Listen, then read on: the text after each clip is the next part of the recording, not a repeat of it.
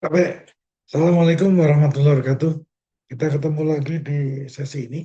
Kita akan membahas tentang apa? Kita akan membahas tentang persepsi. Apa itu persepsi? Mari kita lihat di slide share kita. Ya, sudah terlihat? Moga-moga sudah. Sudah? Sudah. Oke, saya slide show dulu ya. Bentar. Oke, ini kita naikin biar tidak mengganggu. Ini kita naikin. Oke. Nah, kita akan sesi ini kan membahas tentang konsep dari persepsi. Seperti biasa ya, kalau dunia akademik kita mulai dari definisinya dulu menurut beberapa ahli, kemudian faktor-faktor apa yang membentuknya, mempengaruhinya, kemudian bagaimana kita melihat individu melakukan pengaturan dan melakukan penafsiran interpretasi atas informasi yang dia terima dari lingkungan mereka. Nah, dengan demikian, kita punya pemahaman yang lebih menyeluruh, komprehensif tentang bagaimana persepsi terbentuk dan bagaimana kesalahan persepsi bisa terjadi. Oke? Baik. Nah, definisi persepsi menurut para ahli. Ya, ingat ya, mulai dari ahli itu. Robbins mengatakan persepsi adalah satu proses di mana individu mengatur dan menginterpretasikan, menafsirkan kesan yang diterima secara sensoris untuk memberi arti bagi lingkungan. Sensoris apa? Kesan sensoris. Mulai dari penglihatan, pendengaran, penciuman, kalau perlu ada perabaan. Itu dia adalah kesan-kesan sensoris. Kemudian psikit mengatakan bahwa persepsi sendiri adalah proses kognitif, proses mengenali dari seseorang untuk memberi arti terhadap stimuli atau rangsangan dari lingkungan yang ada melalui inderanya. Ya, tetap ya, masih ada omongan tentang sensorinya. Gito Sudarmo bilangnya malah begini, ini lebih tua lagi nih. Persepsi adalah proses mulai dari memperhatikan, menyeleksi, mengorganisir, dan menasirkan stimulus atau respon-respon yang timbul di lingkungan. Dengan demikian, secara umum para ahli itu sepakat bahwa kalau kita ngomong persepsi itu mesti melibatkan proses kognitif atau pengenalan dalam memahami informasi yang ada di mana? Di lingkungan. Perbedaan terletak pada penekanan aspek-aspek tertentu dari proses tersebut. Ini yang membuat terjadinya perbedaan persepsi. Nah, bagaimana persepsi sebagai proses dalam memberikan makna? Persepsi sendiri sebagai satu proses memberikan arti atau makna terhadap satu objek yang tentu saja ada dalam setiap lingkungan, di mana setiap orang akan mempunyai persepsi yang berbeda. Kenapa? Karena satu yang utama, kemampuan indera mereka di dalam menangkap stimuli atau rangsangan itu tadi.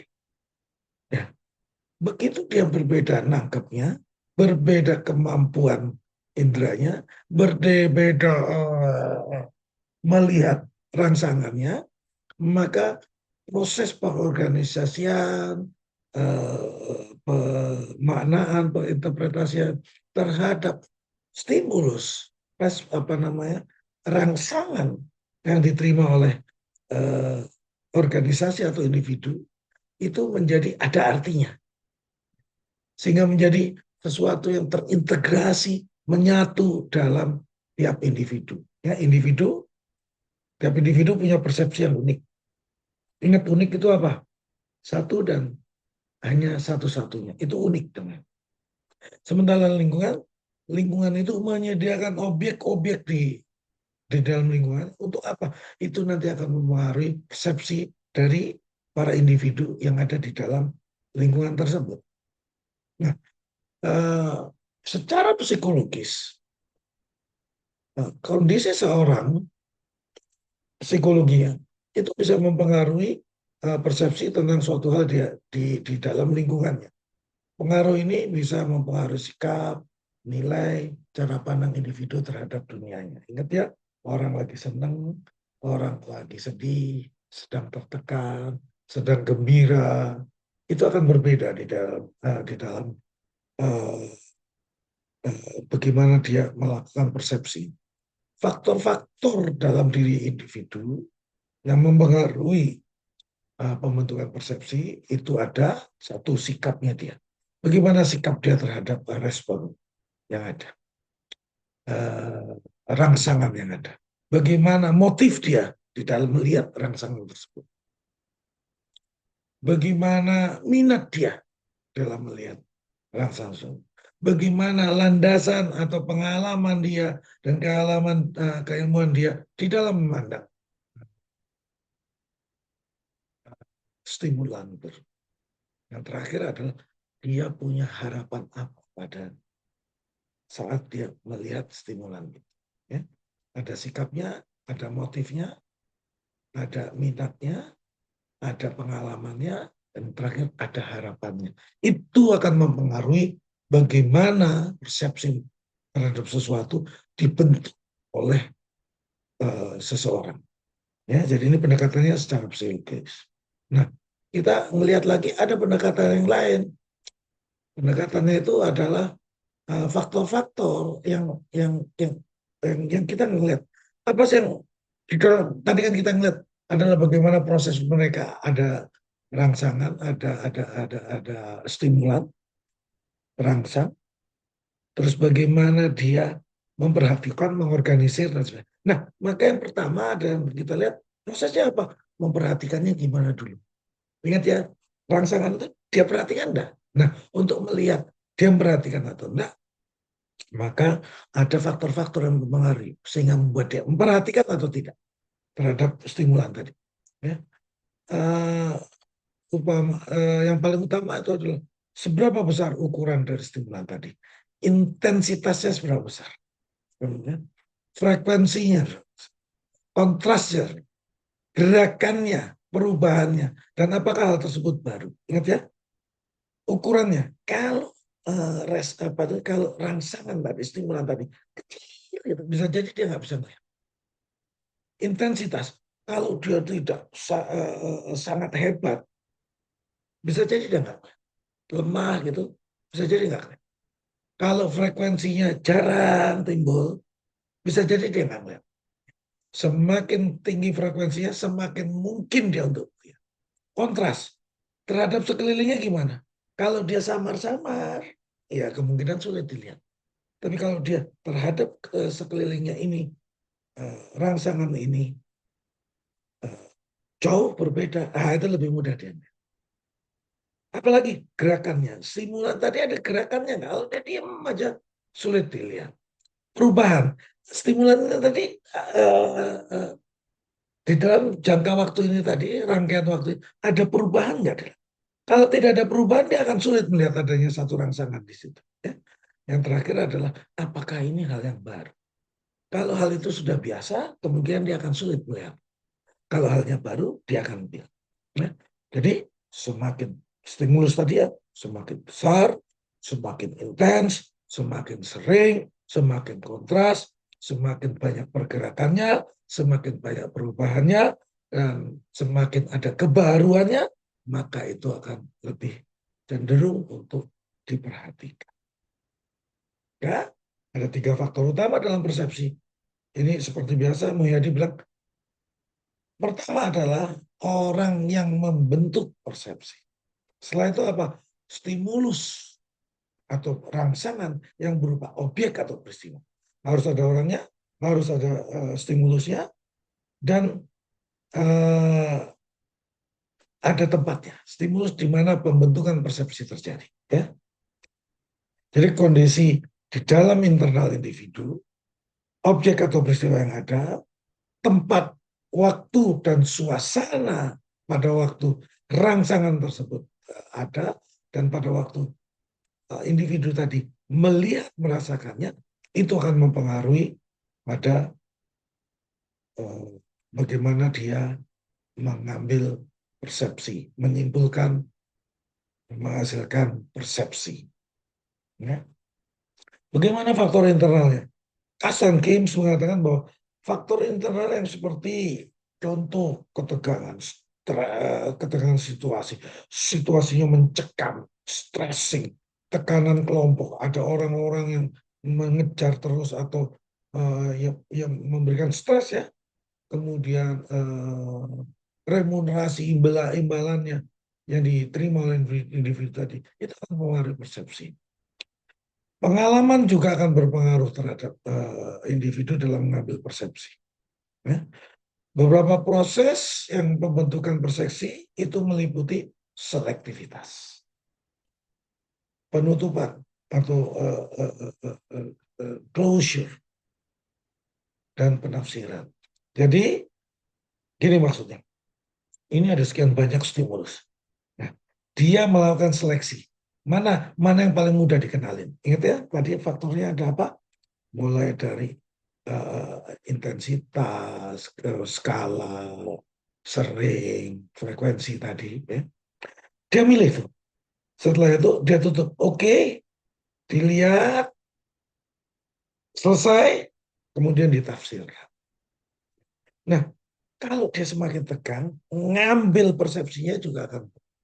Kalau dia dalam stres, terutama di dalam kelompok, maka dia juga akan kesulitan mengambil persepsi. Ini Anda perlu cari contohnya, ya, supaya Anda lebih paham akan konsep ini. Nah, sementara ada yang nama persepsi selektif. Ini adalah apa? Ingat ya, tadi ada berbagai banyak yang timbul, kemudian dia mempunyai persepsi. Nah, akhirnya dia harus menyeleksi nih. Dari sekian banyak stimulus, sekian banyak informasi terima, dan orang akan milih apa yang dia akan ambil persepsi. Apa yang mendukung, memuaskan untuk dia. Dan kalau itu uh, uh, tidak sesuai dengan dia, itu akan disingkirkan. Selektifnya begitu. Umpamanya, kalau orang beli mobil baru, pembeli akan cenderung melihat iklan dan untuk merek yang dilihat daripada yang lain. Contoh begini, kita nyebutnya salah satunya adalah fenomena mobil merah. Kalau Anda beli kendaraan, umpamanya beli mobil atau beli motor baru ya, Anda ternyata beli motor Beat warna merah. Selama ini Anda nggak peduli, tapi begitu Anda habis beli motor itu atau mobil itu ya, kemudian Anda lihat, di jalan kok ada motor Beat merah itu, atau di jalan kok ada Ayla merah itu. Anda akan menjadi memperhatikan apa yang menjadi kecenderungan Anda. Karena Anda baru aja beli mobil Ayla warna merah atau Honda Beat warna merah, maka yang merah-merah tadi akan kelihatan. Yang lainnya Anda nggak peduli. Ya. Ingat, itu adalah fenomena mobil merah. Itu juga mempengaruhi, menjelaskan bagaimana kita bertindak kesehariannya. Kalau itu bukan yang kita alami atau yang kita inginkan, biasanya informasi tadi lewat aja. Orang hanya mau mendengar apa yang dia ingin dengar. Ini penting, bisa berguna dan bisa juga berbahaya. Oke. Nah, setelah ada stimuli rangsangan tadi, individu akan melakukan penafsiran beda. Ingat ya, tiap individu ada unik, maka penafsiran juga. Ini penafsiran ini bergantung pada apa? Terutama pada selain kondisi waktu dan stres segala macam, adalah pengalamannya dia yang lalu, serta sistem nilai yang ada di masing-masing. Sistem nilai ini nanti akan mempengaruhi apa? Baik, buruk, benar, salah. Kecenderungan orang untuk berpikir dan bertindak, mereka berpikir dulu sebelum bertindak, bagaimana cara bertindak, itu berikan kerangka untuk melakukan persepsi, kerangka untuk menafsirkan apa yang ada dari rangsangan-rangsangan tersebut. Ya. Ingat ya, pertama yang pengaruhi pengalaman masa lampaunya, yang kedua sistem nilai yang dia anut.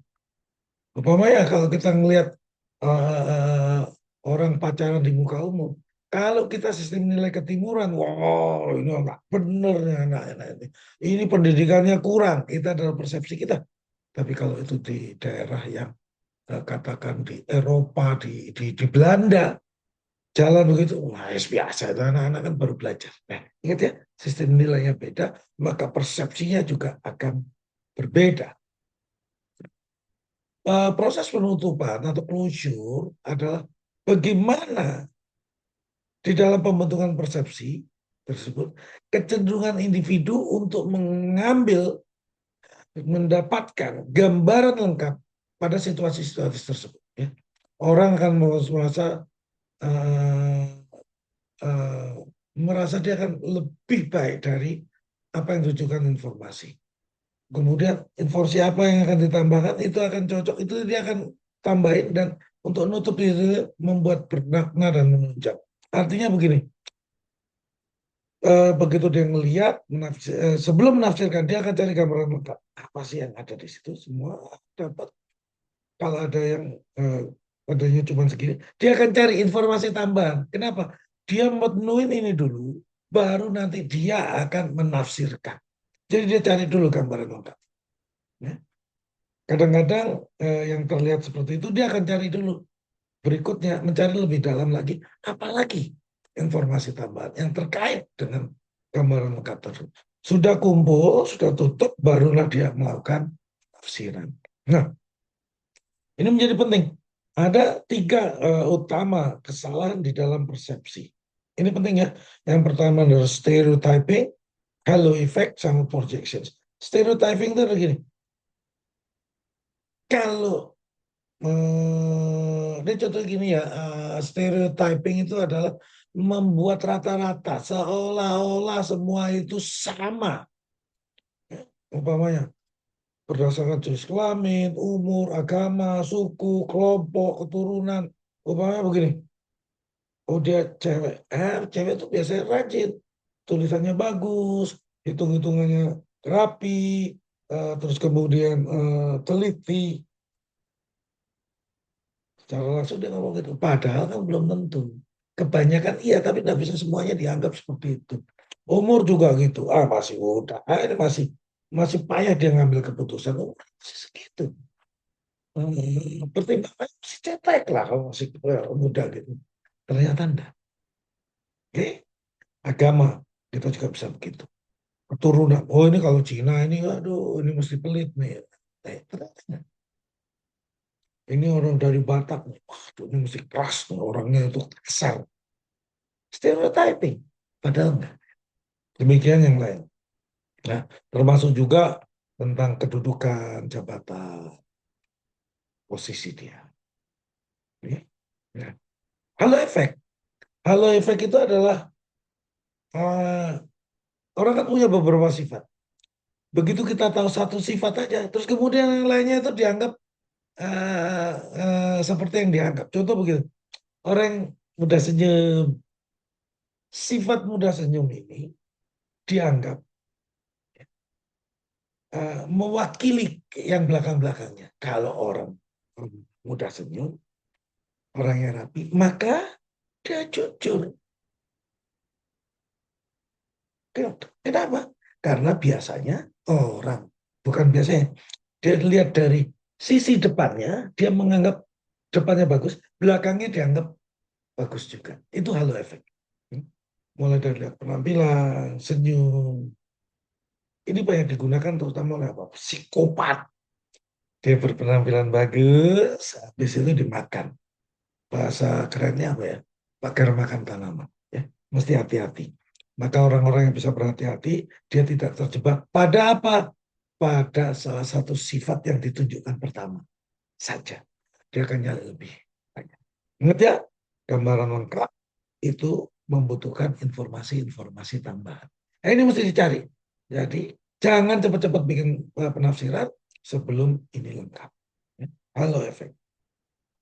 Kalau diwawancara biasanya gini, kalau yang diwawancara yang pertama itu pinter, begitu yang kedua dan seterusnya dibedakan dengan yang pertama, kurang sedikit, maka yang kedua dan seterusnya dianggap goblok. Padahal bisa jadi yang pertama tadi orangnya itu IQ 150, yang kedua itu IQ 130. 130 itu udah bagus. Masalahnya dia jadi jelek gara-gara yang depan 150. Demikian juga yang kalau jelek, yang lainnya menjadi lebih baik dan sebagainya. Itu namanya halo efek. Oke? Anda bisa cari di internet penjelasan lebih luas lagi tentang halo efek. Kemudian, tatkala kita melakukan projections atau menilai berdasarkan perasaan sendiri, itu artinya kalau saya sih, gitu ya. Jadi dia itu ngelihatnya berdasarkan dirinya sendiri, berdasarkan perasaan sendiri, berdasarkan sifat-sifat dia sendiri. Itu adalah apa? Dia lebih paham dirinya, maka dia kalau menurut saya, kenapa? Kalau saya, nah, dia akan gitu. Dia akan menilai berdasarkan perasaannya, menilai berdasarkan sifatnya sendiri. Jadi dibandingannya dengan sifatnya sendiri, itu yang menjadi menarik ya. Tidak dengan orang lain. Orang lain ditarik dibandingkan dengan diri. Oke? Bukan tentang dengan kebanyakan orang umum, tapi dengan dirinya. Nah, implikasi dari kesalahan persepsi adalah tentu saja penilaiannya nggak akurat. Begitu penilaiannya nggak akurat, kemudian membuat keputusan, besar kemungkinan keputusannya akan buruk, salah. Karena apa? Penilaiannya tidak akurat. Data pendukungnya tidak valid. Ya. Nah, mari kita lihat gimana cara mengurangi kesalahan persepsi. Tentu saja, practice makes perfect. Latihan, latihan, latihan. Apa itu? Meningkatkan kesadaran. Lihat dulu. Tidak terjebak pada stereotyping, halo effect. Ya. Terus kemudian yang lain. Ya. Kemudian mencari kalau menurut orang lain. Ini kita sebut sebagai melihat dari perspektif yang beda. Oke? Nah, maka kita bisa lihat bahwa penting sekali loh mengenai persepsi. Untuk apa? Supaya kita bisa mempunyai hubungan yang lebih baik. Supaya apa? Manajemen bisa meningkatkan efektivitas. Nah, ini penting. Kita mesti lihat, persepsi adalah proses kognitif yang kompleks. Ada faktor psikologis, keluarga, budaya, itu akan mempengaruhi persepsi. Kalau punya kesalahan persepsi dapat menjadikan penilaian tidak akurat. Penilaian tidak akurat membuat keputusan yang buruk. Jadi penting untuk mengurangi kesalahan persepsi tadi dengan peningkatan kesadaran diri serta mencari perspektif yang berbeda, membandingkan dari sisi yang berbeda. Ya. Yang penting adalah bagaimana untuk meningkatkan kesadaran persepsi, latihan. Terus kemudian seringkali dalam latihan mendapatkan umpan balik. Bagaimana menurut Anda? Diskusi itu tadi. Kemudian barulah kita lihat perspektif-perspektif lain yang mungkin berbeda dari diri kita sendiri. Oke, dari sini moga-moga bisa dipahami. Kalau ada pertanyaan, silahkan Anda tanyakan melalui apa ya, ya grup atau e-learning. Mohon maaf lahir batin. Selamat menunaikan kewajiban Anda. Tetap semangat, jaga kesehatan, dan jangan lupa untuk apa? Untuk bahagia. Walau muwafiq ila aqwamit thoriq. Assalamualaikum warahmatullahi wabarakatuh.